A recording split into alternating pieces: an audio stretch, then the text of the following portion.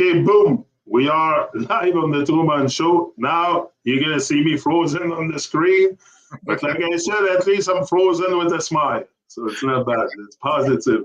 So that's why I leave the picture there. But anyway, I'm glad to see you guys. Greetings, Lily. Greetings, Mehmet. Greetings, guys. Good to see you, man. It's good for us to all be back together after a long time. But yeah, you know what's weird about it? It's felt like it was yesterday. Oh yeah, for sure. It's the best. It's always timeless stuff and that kind of stuff. Me, I don't put time and thing on that, so it's really timeless. And I feel like, and also Lily, what she said last meeting we had together, she said it's important to get in touch with our friends, to stay in touch with our friends. And that got to me a lot, and that's why I started networking and bringing Crystal and her husband on, because Lily made me think. And then I'm like, okay, I got to reach out to more people. And I really vibe with Crystal and Nick. They're great astrologers, and they know a lot about an extensive field of study they have made. So, no, they can bring quite a bit to the table. So I'm interested to really dig a little deeper with them into all this. But today, I'm very, very delighted to have you on. If you're here, it's because I want to hear your perspective. You know, that's the whole idea of going online, talking to each other, is because I want to hear how you see the world. How's your perspective on this, on that? And then makes me reflect. And that's always been the reason why I did that TruMon show, is to learn from others. It's not because I have something huge to bring to the table here.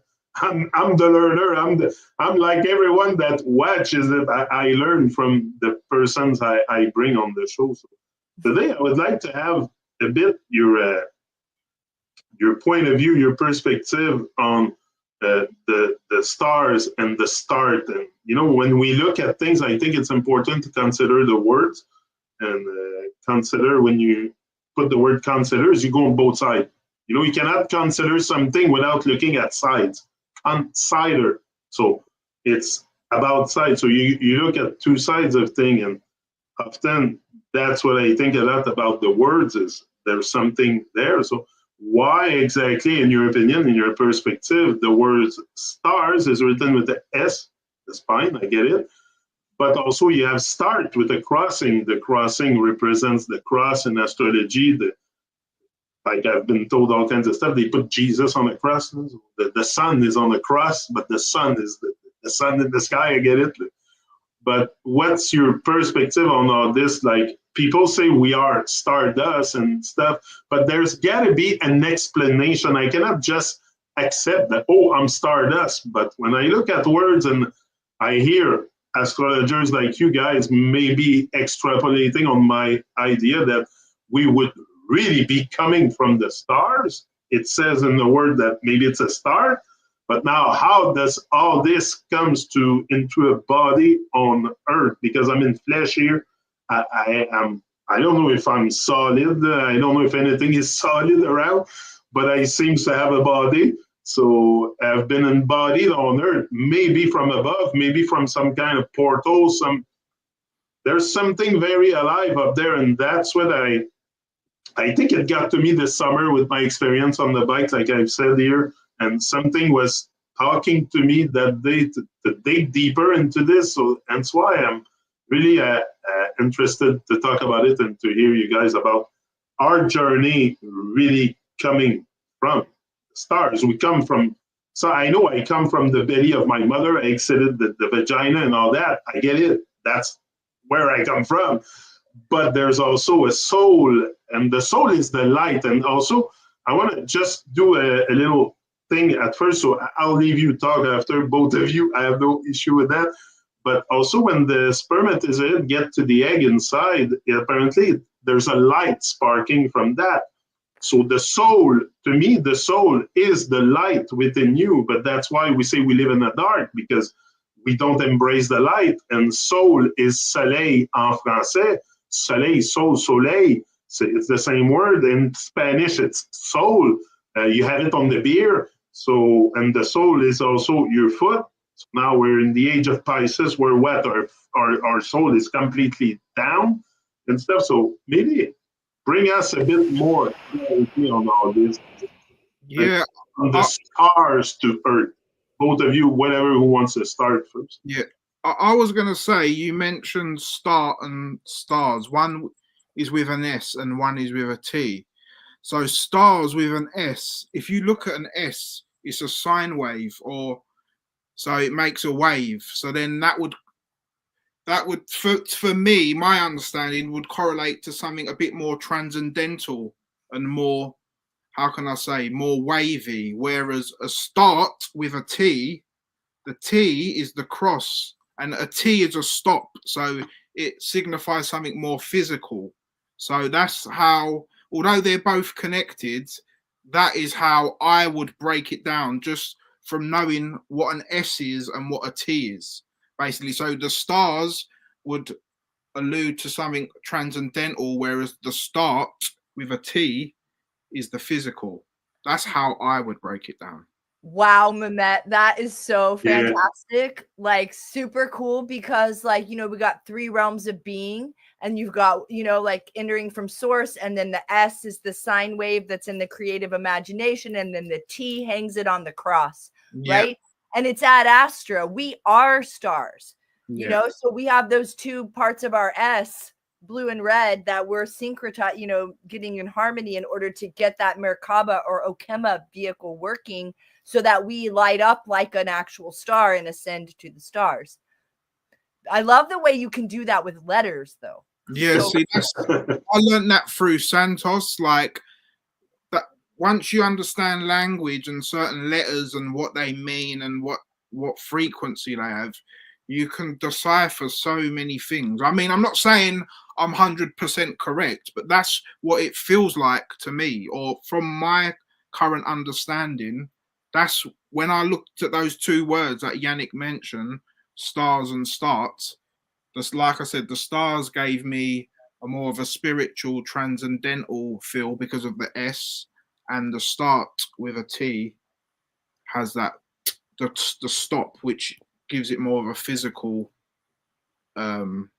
attribute. Yeah, I listened to this thing from Rudolf Steiner once, like on that Rudolf Steiner audio, and he's talking about letters and stuff, and he's like, you know, that's the first letter. So it's like, that wonder of seeing the sky, or like popping out, you know, and be like, you know, and is also the red syllable in Tibetan, but like, so each of the letters, and then kind of getting the tooth in the earth, and like, or getting into it. I don't know. But exactly. Spot on. You guys know, I love to hear you guys talk about language and etymology like that, because even though it's not I want to learn it more, because isn't that the essence of like magic or creating reality? Everything's made of letters, so yeah, I we need so. to be careful. Yeah, I guess so. But like, it's just with me, because I've like, as like, you know, Lily, I'm into like a lot of like esoteric, like gematria, like how certain letters are connected to certain numbers, and certain letters have certain vibrations and stuff like that. So that's like how I've got into it, and because I understand different languages too, that's how I'm able to connect a lot of things also. But yeah, it just like sounds, basically. Because like, for example, I remember I was on Facebook once, and I did a post about how like Ramadan, like the Muslim celebration, must have some connection to Aries, the ram. And the guy was saying, oh no, it can't, because if one's in English and one's in Arabic. But then when you look up the meaning of Ram in Arabic, it means a blazing fire, which is Aries, Mars, the ram. So it doesn't matter what language is in, a particular sound has a particular vibration, and it would more or less always allude to like a similar thing, if that makes sense. No, it does. And I'm the dumb American who speaks English mostly. I'm sorry, I don't mean it to be bad. I'm just like, this is a point though, like, because Steiner said that English was kind of like a dead language. And I speak Spanish, that, you know, I grew up in the South of the United States, so I speak Spanish, but but you guys both speak more languages. You're polyglots. Glot, is that the word? Polyglots. And so it comes more naturally and easily to you because you can see those connections. Whereas English is a language that it's not as easy to see those in. Yeah, I mean, you can see it like, and also, you know what's really interesting with like languages is like knowing like the interchangeables. Like for example, Lily, I'll give you one that relates to like you and like the word Pisces, for example. It in the English alphabet, P and F are interchangeable. So like for example, if we say things like philosophy or Phil, we say it with a P. So then if P and F are interchangeable, then Pisces would just be Pisces or fishes.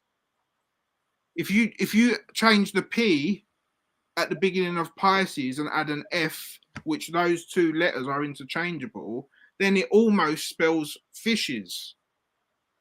Like the word would spell fit. The word would be similar to fishes. So it's just like decoding it all as well, and then you get to like looking at other languages like Spanish and Italian. You've got like pescare, and again you see the P where you get the word pescatarian, which relates to fish, and you can start seeing little connections basically. And also los pies, the feet. Exactly. Yeah. But do you agree also that this pH that we pronounce like F also bring balance to a word? Like if you, because we're talking about pH is neutral. Yeah. Now we're bringing a neutral vibration to the word instead of something negative like fear, F-E-A-R. Yeah. Like if you put fear, P-H-E-A-R, maybe it's a different resonance, different vibration, frequency, whatever. Definitely. Because the spell matter, right? Yeah, because at the end of the day, each letter has, but that's so interesting, though, because element O, no, P is 17. No, P is the 16th letter. It's O that is the 6th. O that is the 15th. Sorry, I'm just thinking out loud. No. Yeah. No, that's fine. Yeah, that's possibly, fine. I'm sure it does, Jahnick, because like I said, although it's similar, it will still have its own unique vibration if you spelt it with a different letter. Do you get what I mean? Like if you say you're fine with the P-H-I and fine F-I-N-E, it's like nice is not a nice word. So fine, probably not a fine word too. So you better spell it P-H-I-N-E. I know it makes sense to me that it brings more balance to a being, especially if you know you write, like you know what you're writing. It sounds softer with almost. It sounds softer with a PH. Yeah, exactly. Yeah, with an F. You're right. Yeah, it's less square. It's more a smooth sound in a way. Just seeing it sounds better than just one letter. When you put two letters together to make a sound, I'm sure it has different frequency than just one letter simple to make the same sound. I don't know. To me, it sounds a bit right. Now, what about the soul embodiment? Like we were talking that the stars and the start is something, but what happened also, like I told you, like the spermatozoid get to the egg, a light spark and all that. Is that for you guys the proof that in the pudding, exactly, no pun intended, the proof in the pudding that we are very much a light being and we know it. I don't need to believe it. I know it. I can feel it. But I mean, if I want a tangible proof that I come from the stars, would that be the proof? And how can we relate to this with the above? Does that happen above? Like when two stars mate together, there's a spark and there's another star being born? Like I'm going far, but that's what I'm thinking about. Interesting concept, because what you're ultimately talking about is like a conjunction. Because in astrology, when two planets come together, they form a unique like energy. It's considered a good thing. Do you get what I mean? So, like, I guess Yeah, the sperm and the egg thing could be seen as like a conjunction of some sort of two opposing energies that create their own unique thing, which is in this case a baby or another being.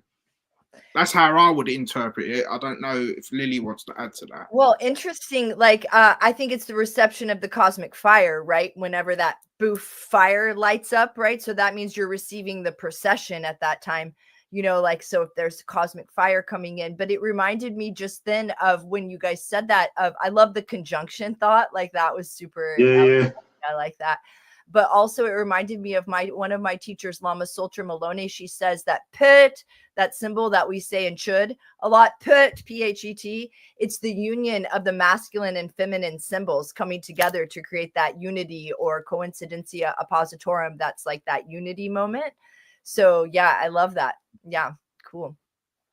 And why exactly, if we talk about feminine, masculine, why is the masculine represented with a 1 and the feminine with a 0? Because even in the computer technology, it's ones and zeros. So what does this have to do with the stars? Because me, it's all as above, so below. So whatever we talk about here on Earth has to do with something going on up there, probably. But I'm not an astrologer. I never dig deep like you guys did, so I'm sure you can enlighten me on certain topics. I mean, again, from a quick answer I would give to that is the reason why the masculine is 1 and the feminine is the 0 is because it represents the Taurus field. So the 1 would be the hyperbola in the middle, and then the 2 would be, although the circle, should I say, would be the circle, yeah, okay, woman, or the feminine concept, the Taurus. So you got the bull in the middle, and then you got the Taurus on the outside. So 1 would represent, it's a symbol of the phallic, basically. And obviously, as Santos always says, an odd number, which is odd, creates the Adam, and an even number is Eve, which corresponds to feminine. But in terms of the 1 and 0 in particular, I would say, yeah, 1 represents the phallic and the 0 represents the uterus, or the vagina, or the portal that we come from.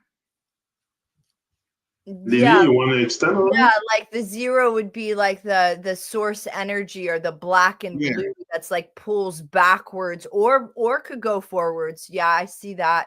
But I always thought it was interesting though that the red was feminine and it's the blue that's masculine, right? Yeah. Because like when we're talking about this, because the red is the procession, but that's feminine, you know, and it's out, you know, and you would think of the feminine as in, but I think and maybe I'm wrong, but you know, maybe I'm talking about this wrong, but I do remember that the red is feminine. And so, and the red, like Radha, you know, and Krishna's blue and Radha's red.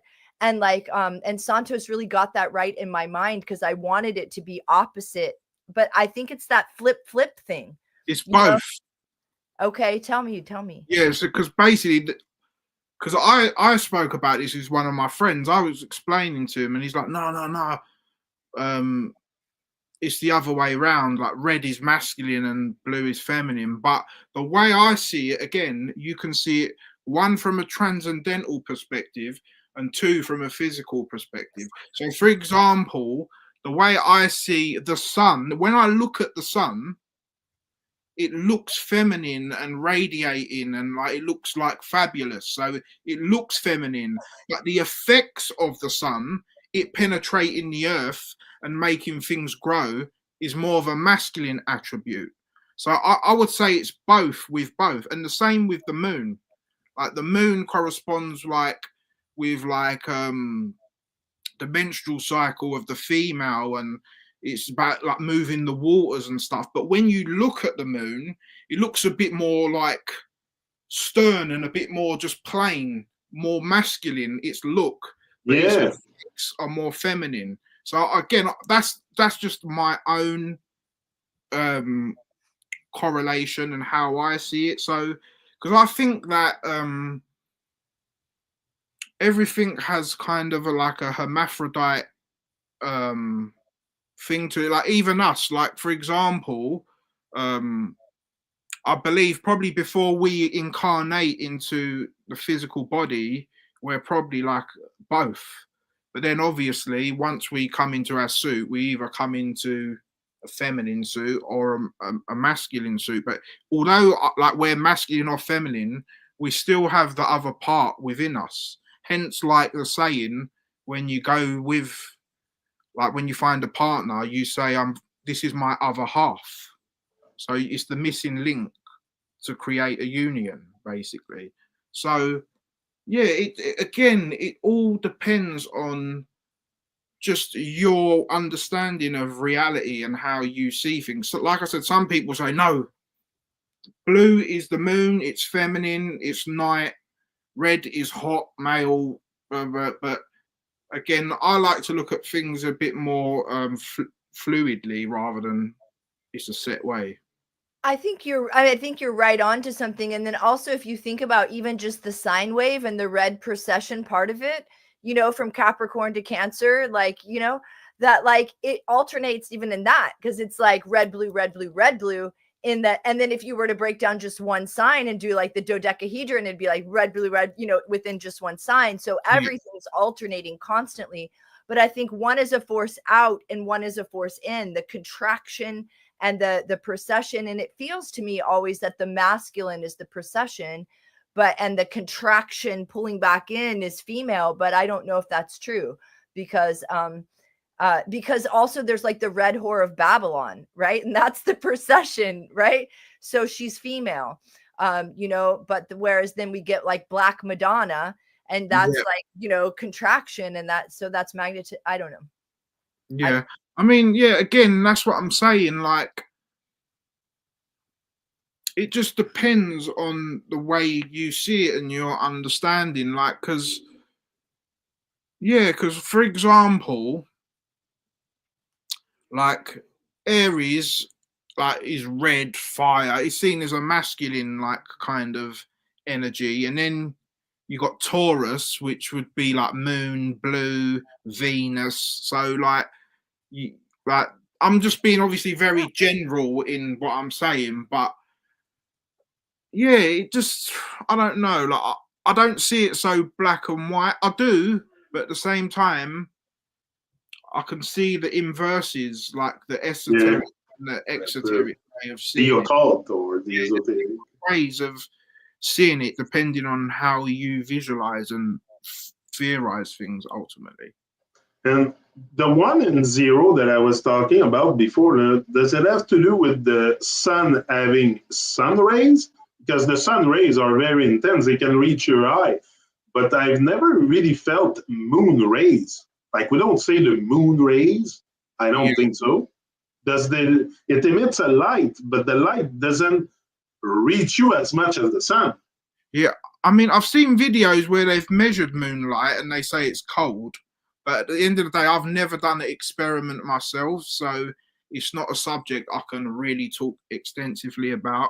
But I have seen people, they say that when they measure moonlight, it's cold. But and again, why with the female energy, the moon, they consider it female, why would it be cold? And the other one, the male is hot.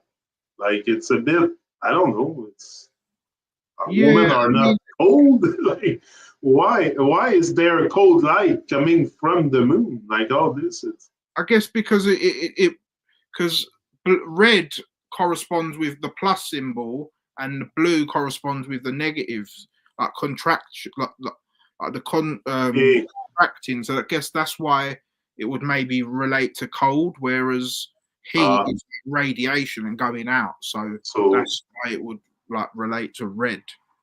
But that's why on the tap you have blue and red as the water. It's the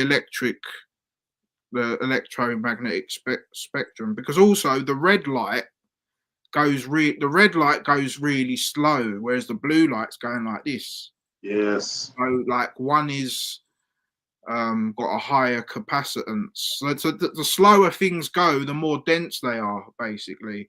Whereas the faster something goes, the less dense it is.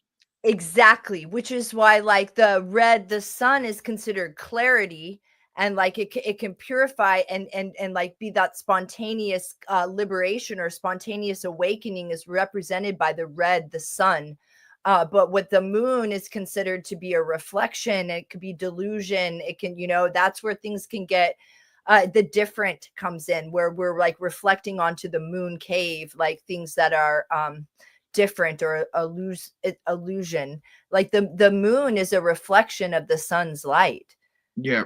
Right? Like the sun's light is the direct light. Yeah, exactly.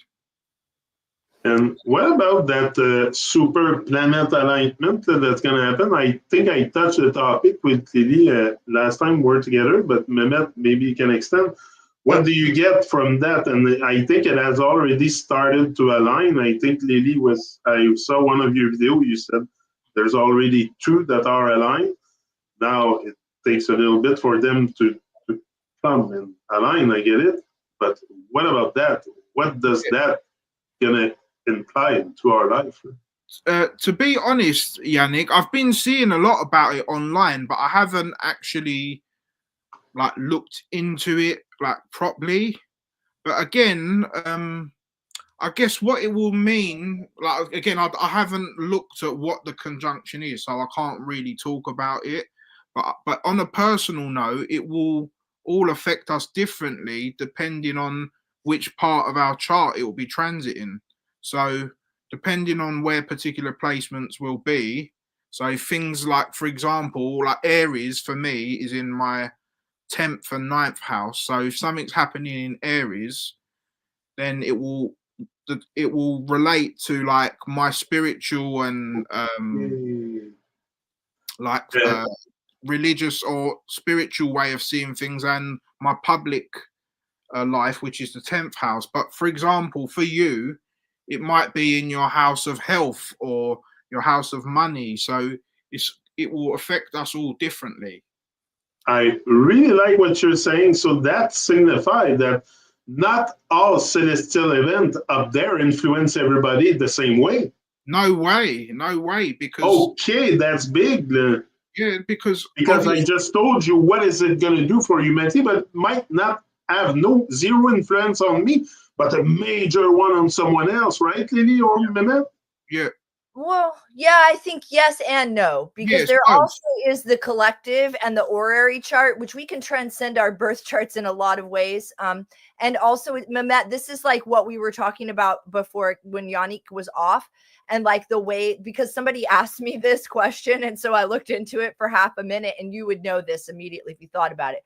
It's like what we were talking about how last year all the planets were bunched up in one half of the zodiac, and that they're starting to spread out.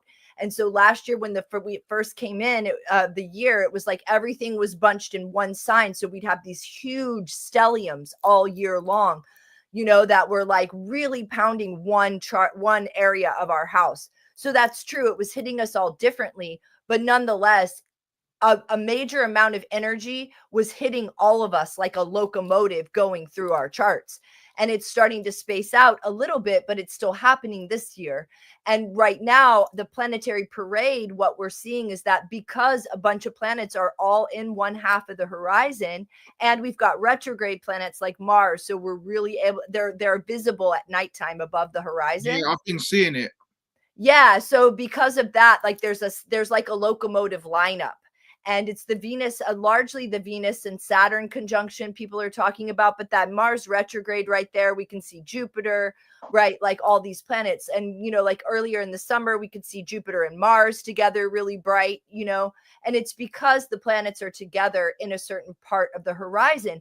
And I personally believe that it has a lot to do with the fact that we have a ton of planets changing signs this year, and largely though that Saturn and Neptune going into Aries, because I think this is a real chance for baptism by fire, mystic heat and baptism by fire for a certain cohort of beings who are ready to be way showers for the Aquarian age. And I believe in spontaneous liberation. I don't think anyone's missed the boat. However, I do think that we have a strong cohort of people who are about ready to make a big shift. And so that's what I think that this planetary parade is largely like indicating. It's almost like a sign that as Losar is about to come in, the new year and the new pour in Aquarius, like it's almost like a comet or something. You know, it's like a visible sky phenomena alerting us to the fact that it's a big year. Yeah. Now you mentioned it, Lily, I remember now when I go to the back of my garden, I always see Mars on the right, Jupiter in the middle, and then I see Venus and Saturn. Oh, sorry, to my right, Jupiter in the middle, and then Mars to the left. So I've been seeing that a lot when I go for a walk. I'm always looking up and checking them out. Yeah, for sure. You said something, Lily. You said, and it sparked something in me. Of course, I'm attentive, so I pay attention. But you said over the horizon. The stars are over the horizon now. What is it? Where are they if they're not over the horizon? And what is the horizon? Is it the line of my eyesight, or it's the line of the sky with the earth at the end of everything? Like, you know, like on the surface level, like the horizon, so from wherever you are on earth, you have a different perspective of the horizon. And if they're not above the horizon, where are they? Because we're not talking about the ball as far as I'm concerned. So where the star goes.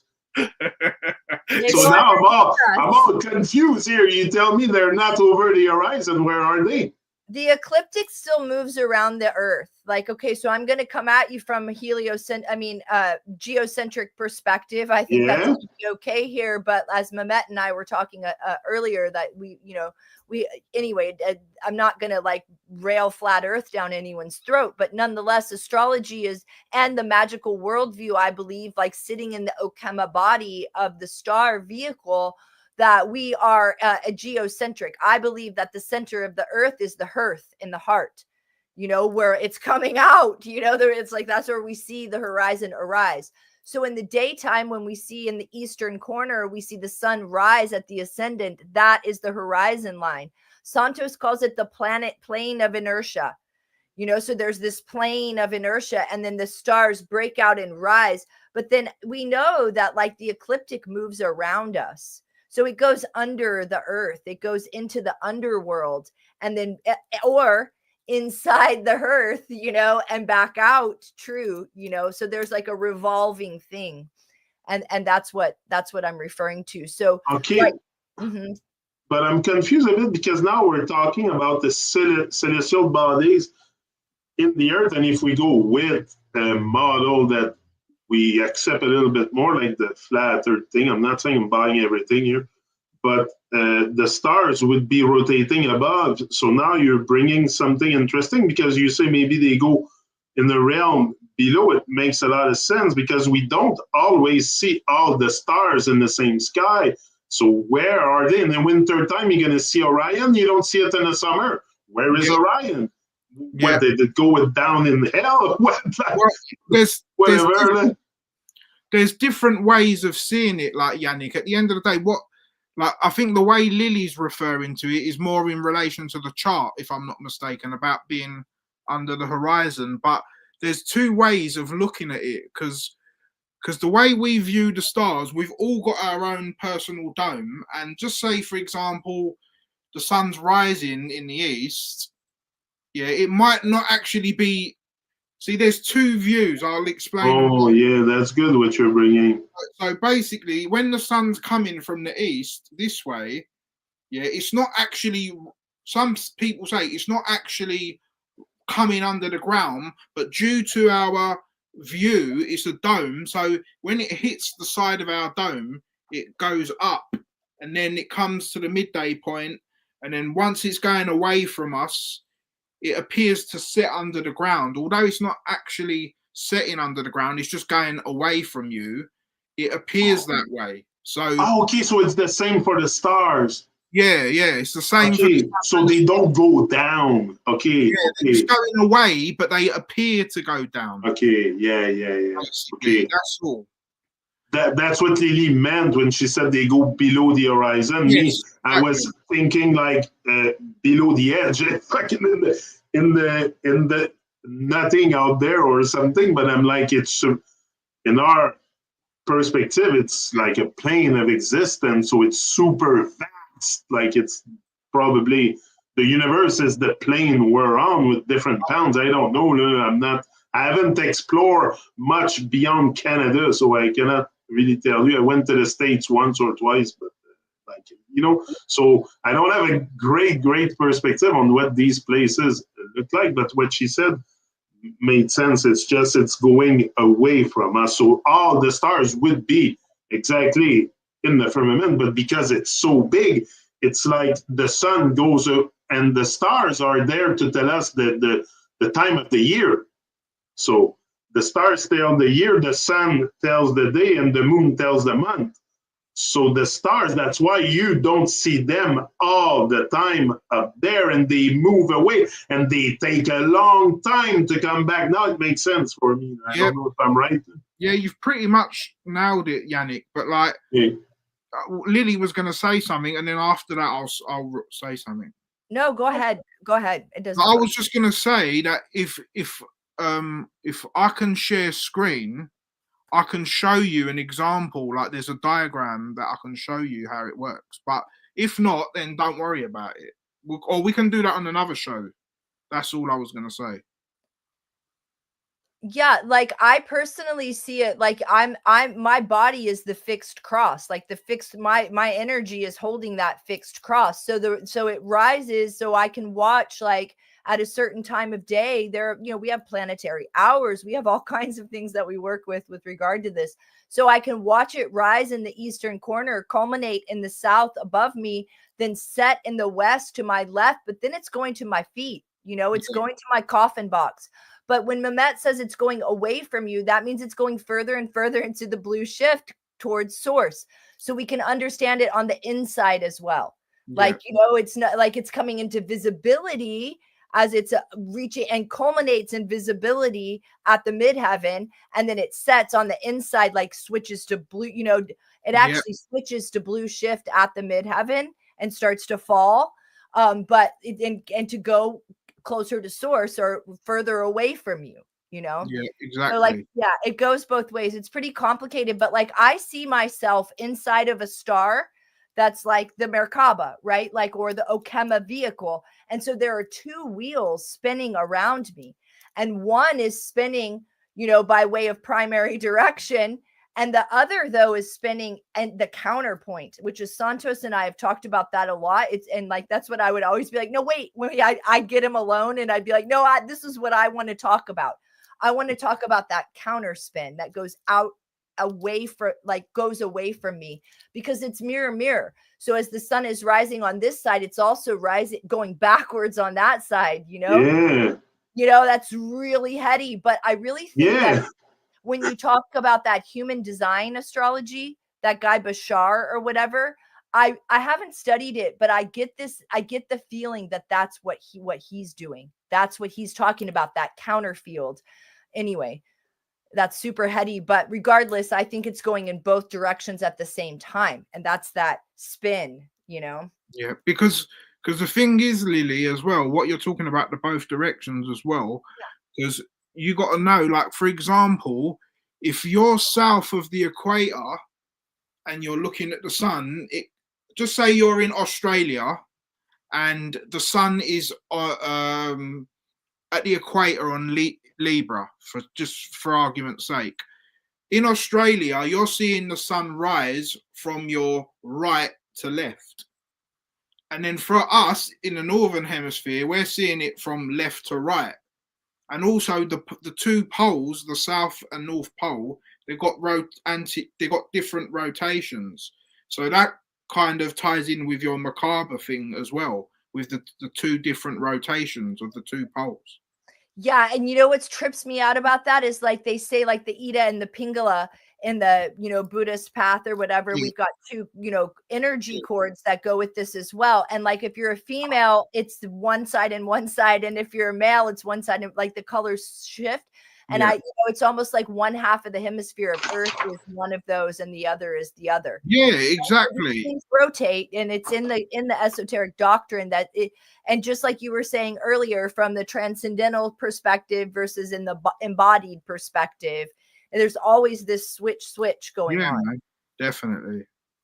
So it's yeah. Now, I have a question for you. A lot of astrologers out there will tell you that if you want to know about history, you got to look up at the stars because everything is recorded there. Now, we say the stars are in some kind of gas water up there, which seems apparent when you look at them. They seem to be little flicking lights in water. Makes sense that there's a barrier in the firmament to prevent, I don't know what, from falling in or going out, whatever. But where I want to go with that is, could that be possible that the stars hold memory because they are in water and water has memory? Like even inside your own body, it's probably water, crystalline water holding most of your long-term memory. So could the long-term memory of humanity being recorded into the stars? And can we at one point, if we get enough ascension, enough soul on fire, reach the higher realm and really read about real history, like not nonsense, Babylonian nonsense that I get fed here on Earth? So could we, like, if because I think that knowledge of real history and stuff like that, you have to deserve that stuff.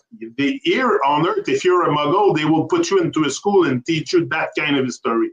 Now, if you ascend to a higher realm, do you have access to real history because you become a star and you're floating in water like them, and then you can really have you? Me, that's what I feel a bit. I don't know if I'm wrong. I go far again. Yeah, it could be. I mean, I don't know if you've heard of something called like the Akashic Records. Yeah, that's what you're saying kind of reminds me of that, about how, like, yeah, I mean, I'm not too sure when it comes to like that subject. I mean, it makes sense what you're saying with like the water and the memory connection, but again, man, it's a bit of a hard one to even try and comprehend, if I'm being totally honest. But yeah, man, I would not know the answer to that question, but intuitively, does it make sense for you, according to your intuition and what you feel? Like, I'm not asking you to really give me a scientific answer, but just if you can relate to that kind of stuff. Intuitively, or maybe you have another perspective. I mean, I don't know. I don't know. Intuitively, I kind of view the stars a bit different, in a bit of a different way. I kind of see our stars as like our own. It's like a map for us to navigate around the Earth, because that's how I view the stars. Because when you go to different parts of the Earth, you will see different constellations, different stars. So I kind of feel like that was almost put there for us to kind of know how to navigate around the Earth. Again, that's only my own personal intuitive feeling about it, but yeah, that's what I would say. Like, I feel like the stars are like a navigation system, whereas the sun and the planets are more kind of archetypes and personalities that we all like have inside us. That's how I kind of, because there's something called, have you ever looked into a persona chart, Lily? Like, there's a thing on Astrology, it's called the 9 persona charts, whereas each planet in your chart is a persona within you, and then each planet has its own chart, basically. So you like really fractalize it. So there's that concept, but yeah, I just personally see the constellations as like more of a GPS thing for us to know where we are on Earth. That's my own personal view. What I thought about was Rupert Sheldrake and the Kasha, yes, but the idea that Rupert Sheldrake believes that memories are like history, and our memories even are not housed in, it's a collective thing, like the Kasha, like a little, and that the more, like, we are stars, yes, but we're born with a broken Okema bodies. You know, like our star vehicle is totally trashed when we're first born, depending on where we are in the process of raising that light body. Again, you know, we could have come in with like a GT or whatever, like a really hot one that's already really tweaked. But most of us are born forgetting our past, forgetting this or that, and pretty identified with our ego and identity. And the process of becoming a star is becoming more and more clear, getting each of the chakras more and more juiced, and so that they're reflecting and vibrating and opened, right? And this is a process of removing our own identity, making room to receive more of the divine influx of light. And we're becoming more and more like stars, right? So in that case, like, we're our own memories of our identity and how we have that all twisted and turned into little crystals and towers and, like, I don't know, diorama landscapes and everything else we've got going on. Those get moved out. So we come more into this reflective waters. That's a collective memory that, like, kind of Rupert Sheldrake talks about, is just what it reminded me of. But I think you're definitely onto something. And I don't think memory is necessarily personal. And that we can, it's interesting, like, people, the more and more you do get your light going and your chakras going, the more you sort of realize the BS and all the history. Like, you're pretty wise to stuff pretty quick. Like, how many of us fell for the COVID thing? You know, like, I don't have any of my syncretist friends that did. Like, that was immediate. Everyone knew, you know? So that's because we it's pretty hard to fool us, because we can sense it in the collective waters, right? So I'm laughing because I like the way you explained it. It touched on there, what you just said. Thanks, bud. Or maybe it's just our special water powers. True. Yeah. Something I wonder too, could the stars have a huge effect on the change of the season? Because now we're talking that the stars regulate the time of the year, like certain Orion, I only see it in the winter. So does Orion bring cold weather? Does it have to do with cold? Like, is because the signs that are in January, February, March, okay, those three signs are stuck together. I think after it's April, May, June. So Gemini, Taurus, and I don't know which is the other one. I'm not super familiar with all this. But there's 12 months of the year, 12 astrological main signs if we use the 12 astrological signs. So could the stars bring like the cold weather, or also the hot weather in the summer, or it's simply the sun regulating everything? Yeah, it's the sun, basically. It's nothing to do with the constellations, because tropical astrology is not based on. Can you hear me, Jahnick? Yes, I hear you. Because tropical astrology is not based on the sun going through the actual constellations. It's based on what part of the ecliptic the sun is on. So the ecliptic is the path of the sun, basically. So tropical astrology is based more on where the sun is on its path, rather than it being behind a set of constellations, if that makes sense. Okay, yeah, that's it. Okay. Yeah, the reason why it's colder when we see Orion is because the sun is closer to the Tropic of Capricorn. It's further away from us. So that's why it's colder.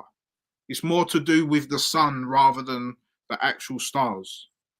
Okay, the stars might be a bit too far up there to really have an effect. Yeah, I'm sure they do have some sort of influence too. But again, like I'm just saying, in terms of like tropical astrology, we don't really pay too much attention to those. Like it's more to do with the sun and the planets being in a particular degree of the sun's path. So, for example, Aries is from 0 degrees to plus 30 above the equator. So because now when the sun is in Aries in tropical astrology, if you was to look in the sky, the sun is not actually in the constellation of Aries. It's in Pisces and going towards Aquarius. So that's called precession. But that's a different system. See, this is what a lot of people get confused about as well. Because another thing is that when you look at the constellations in the sky, they're all different sizes. So Aries might be really small, like Virgo is like 48 degrees in the sky. It's really big. But in tropical astrology, each sign is 30 degrees. So it's really based on the sun being behind the constellation. It's based on the sun being at a particular part of its journey, which is what gives an Aries energy or a Taurus. Because this is why a lot of people think that tropical astrology don't work, because they say, oh, but the sun's actually not in Aries at Aries time, it's in Pisces, so tropical astrology can't work. But the tropical astrology doesn't follow them. It just follows the sun and its path, and that journey is what creates the different energies, rather than it being behind a particular constellation. Sorry, that was a bit of a long-winded explanation, but makes sense. It was a good one. One thing you don't know, Mehmet, is that Jahnick's been reading a sidereal astrology book, like about like 27 nakshatras or something. Yeah. So like he's like, so that's happening.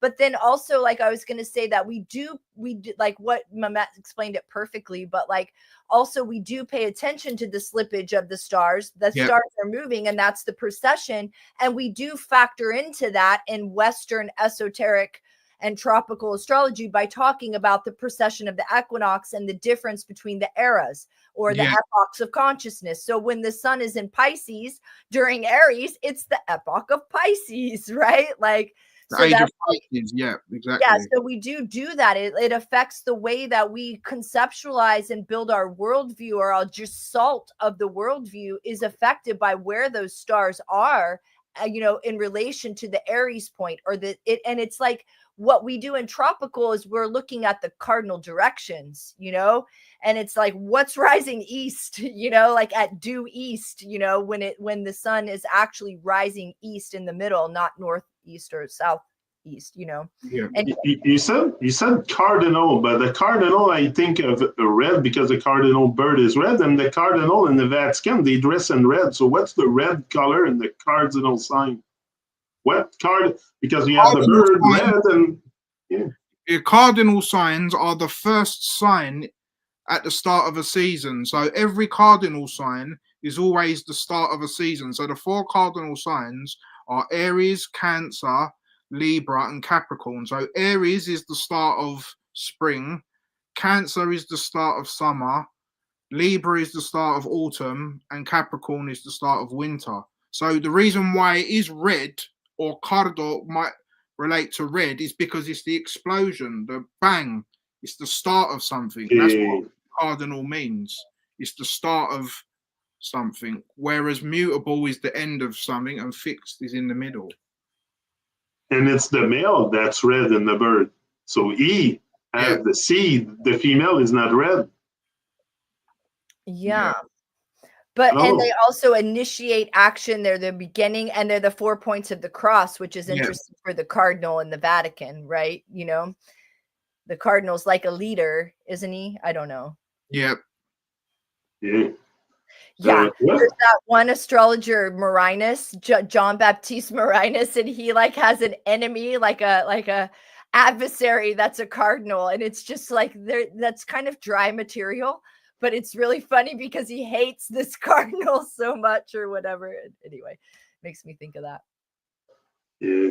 No, I would like also to hear Mehmet about way to communicate with the above. Like I brought that to Lily, I think the last time.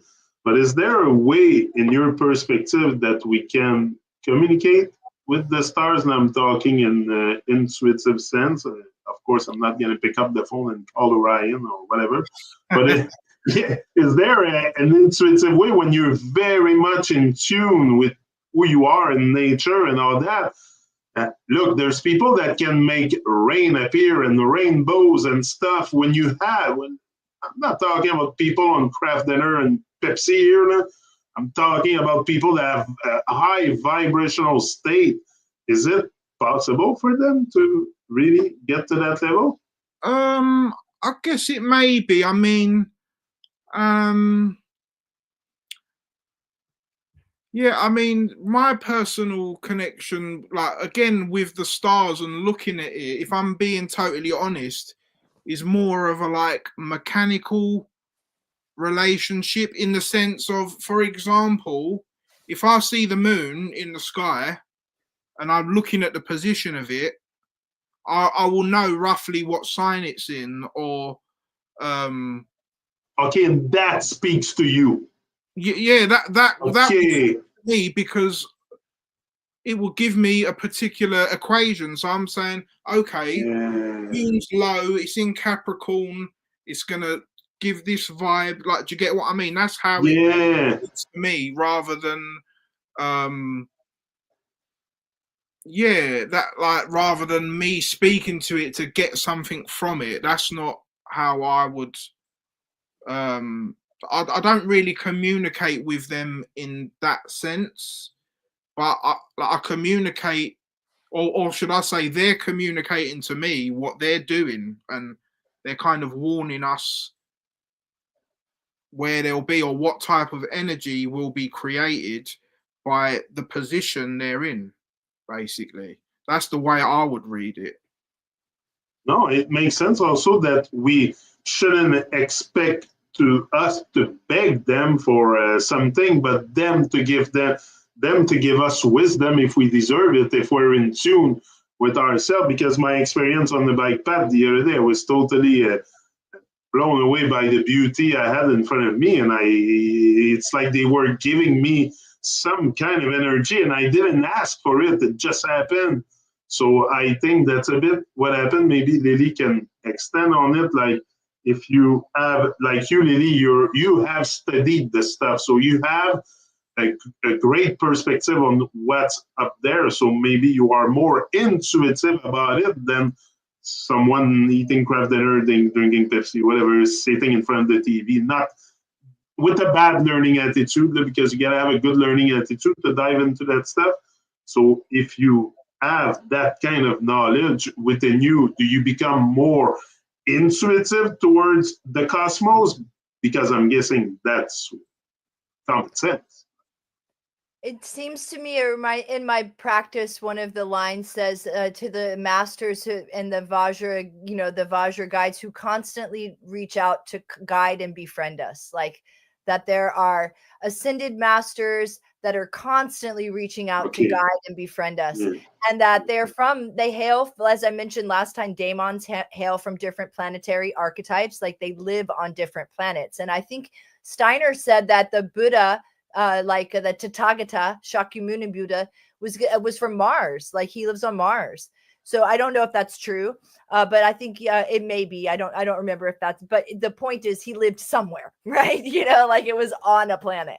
And so I think there are different guides that have certain, like the persona kind of thing that Mehmet was talking about. Like different planets have different sort of vibes. They have different jobs. They have different things they do. Yeah. And so there are different archetypes that live, or their frequency is the same. So it coalesces around that planet.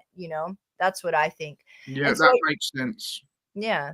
And we say often that if on Earth, if you're lost, look up at the stars, they will guide you home. So I'm guessing that these, like you said, these stars are guides for us. But now, would a guide take your hand and force you to? No, you have to follow the guide. Usually, you have to want to follow the guide. So if you want to follow the teaching of the stars, it will come to you. And again, I'm talking more about thoughts being sent out, because I think thoughts are more powerful than your math. So then talk sometimes is cheap, but the thoughts are very powerful, I think. So maybe if you really get in tune with the cosmos within you, you can be in tune with the cosmos above, and it will come and guide you in life. And again, you have to be intuitive. It's deep shit I'm talking about here. It's even beyond my own comprehension, but that's what I'm thinking. That's what I have in mind. So that's what I'm giving you today. Yeah, I think it's a matter of becoming very, very intuitive with ourselves. Would you agree? To follow the guidance, to be able to accept the guidance and to see the guidance in there and to read the energy also. Yeah, I definitely, because even I was thinking about that the other day with like, you know, like the whole like LA fire thing, and then like the whole like full moon in Cancer conjunct Mars, and like how like and again, like I'm not saying like, because obviously there's different views on whether it was scripted or whether it isn't, but like again, like I personally think that like the elites, they will kind of play upon these conjunctions to for example, to ignite people. Like, for example, if they know that Mars is conjunct the moon on a full moon, a full moon makes you emotional anyway, but conjunct with Mars is going to add anger, passion. So then, for example, they can create an event or do something that will play upon those energies. That's how I see, like, how people use black magic using astrology too. Absolutely. But when you know these things, you can see past it. It's like, as soon as that happened, the first thing I went and done was looked at a chart and I think, full moon, Cancer, Mars is detrimented in Cancer. And yeah, it's just knowing, once you have an understanding of certain things, it's like, in a nice way, you can see through it all as well. Yeah, we're playing poker. They're playing poker, and you can watch them roll those dice. I think, you know, you and I were connected when they inserted COVID, and I think that we were, one thing that came up between us as friends and maybe a couple other people was like, it was a Gemini moon when they inserted it, and it was like, I just immediately was like, oh my gosh, if you're a black magician, look, this is how you do it, you know. And it's just like, it was so obvious that they had like picked the like perfect insert moment to get the maximum spin immediately, right? Yeah. Also, all that I've noticed, you know, like the Palestine stuff that happened, both of them happened on the equinoxes, and they both happened during the eclipse season as well. They always do things during the eclipse season as well. That's another thing I've noticed too. Yeah, they know what they're doing. You know, it just occurred to me, and this is a little off topic, but did you hear about Tecumseh's curse, or that curse where every president that is a president under the Jupiter-Saturn conjunction gets an assassination attempt? Have you heard about that? And then like Reagan got it, and like Kennedy. And then like Reagan's astrologer like saved him in the 80s, Joan Quigley, because she knew about it. And like, I mean, it is a phenomenon for like ever, right? And so like, just interestingly and kind of funny, right? Like I knew about that. And so when we didn't know who won, you know, theoretically, we didn't know who won the last election. Like the whole 4 years, I'm like watching, being like, who's going to get an assassination attempt? Like, not that I wanted anyone to get hurt, but just like as astrology good, like, or as, an academic, just being like, because for the first time ever, like we don't know who won by, you know. And it was interesting who did get an assassination attempt. And like the first one, I thought, okay, maybe that could have been staged. But the second one, I'm like, by the time there were two, like I still look at it and I'm like, one person got assassination attempts and the other didn't. So but the reason I thought of that is because the insertion of these LA fires in California, like this is, I'm probably going to get like hate mail now, but whatever. Like, you know, like the insertion of that in California right before what's about to happen on Monday. And, you know, and I don't know, I just live in Oregon. So I live in a place where they're flying the flags at half mast on Monday. They're like already starting major protests all weekend long, you know, gearing up for the inauguration. So I just find it interesting. The LA fires, I think I like the P. Diddy explanation a little bit too, just because, you know, they probably did need to get rid of some underground tunnels, but yeah, I don't know why. I don't know why the elites do what they do, but I agree with you, Mehmet, that they do stuff. Yeah, they play up energies. Yeah, like I'm gonna bring up something about the elite executive. I think we've talked about it. I brought it up with Nick and Crystal. It's the reincarnation process, okay? Because Mehmet, I want to hear you on this because we're all wondering at one point why the world doesn't change. You know, we're in like cycles of destruction, anyway, nothing changes, remains the same. Now we're evolving, I get it, but the majority are still in the dark and kept in perpetual darkness for ages. Now, they have power to do black magic, voodoo, all kinds of stuff, manipulate energies. And that's why probably they record your birth certificate, your time of birth, your place, everything is marked on that paper to probably do some kind of rituals. Now, what I want to hear you on is that reincarnation process. Is that the reason why we're in perpetual darkness? Because they know how to manipulate the reincarnation and exactly reincarnate wherever they want and to keep us in darkness with black magic. Or I'm going far again. I know, probably going to get 8 mail too. But I think it's important to look at it because that's the only thing for me that would explain why we live in such a perpetual darkness, because there's new being born. So the vibe should change. Like we're not in the 50s no more. The music's not the same. Everything evolved. But why we are kept in perpetual darkness with satanic rituals and all kinds of nonsense attached to their stuff?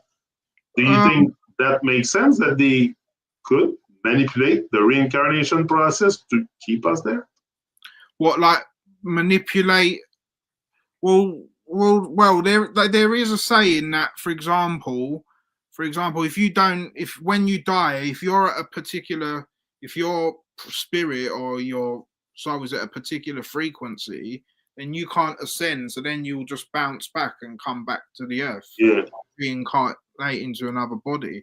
And I guess maybe, again, I'm not saying this is true. I'm just going off like what feels right to me.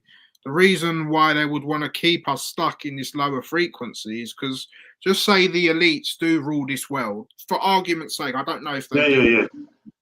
What they would do, like they wouldn't want people to ascend because then they would have no servants left. So then, they make us do low vibrational things to maybe keep us reincarnating into this realm. So that's the whole point of why they control us and get us to fight each other and kill things, and because then that low vibrational energy can't kind of break the barrier and ascend to the next realm. So it just keeps this thing going on and on and on and on. Again, that's just an idea. There's no way of me proving that. I'm not saying it's true. I'm not saying it's false. I'm just saying that if that is the case, then that's what would make sense to me. Because, and also as well, why would they want us to ascend? Because then they can't control us. That's why they do everything to try and stop us from ascending, ultimately. Well, one, we're in the Kali Yuga phase. So we're in the darkest phase of consciousness at this time. We've known this forever, since the Brahmins and the, Upanishads and all of that.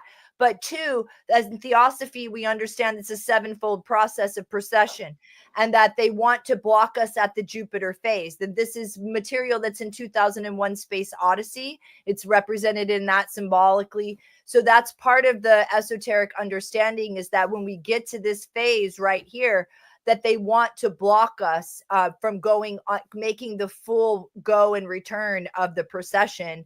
That God or Source has intended us for us to make all of the rings, but so they want it, and I just remember them saying block at the Jupiter phase, like so we don't get to go to the Jupiter phase. Right. Interesting. Anyway, guys, we're gonna stop that there for today. It's been an hour and 10 minutes.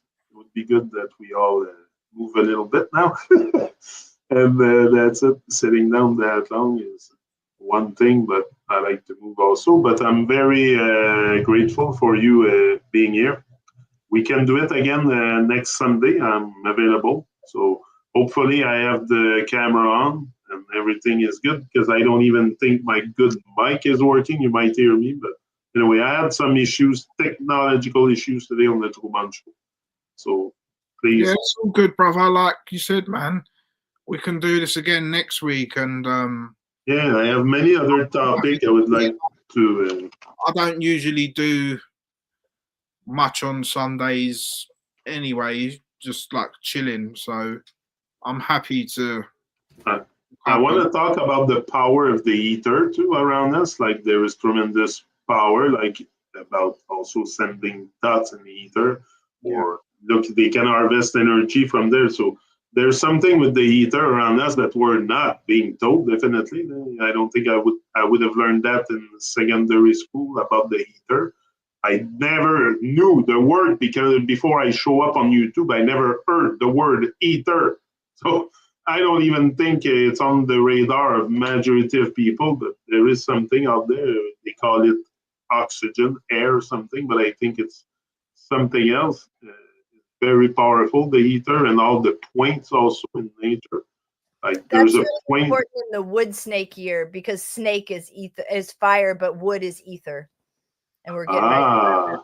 And there's lots of trees. Interestingly, you talk about Chinese astrology. Yeah. I watched an amazing video recently, and it's like kind of syncretized. It's a video that kind of syncretizes the two systems, and it's really interesting. I'll have to send it to you, and it really that'd be awesome. Yeah, it really made me think, because obviously, like generally speaking, the Chinese astrology is like kind of based on Jupiter a lot because, for example, if you've got the same Jupiter sign, you're more than likely to be the same animal in the Chinese. Yeah, so because obviously it's a yearly thing, isn't it? So Jupiter takes 1 year in each sign. So their system is loosely based on Jupiter. Huh.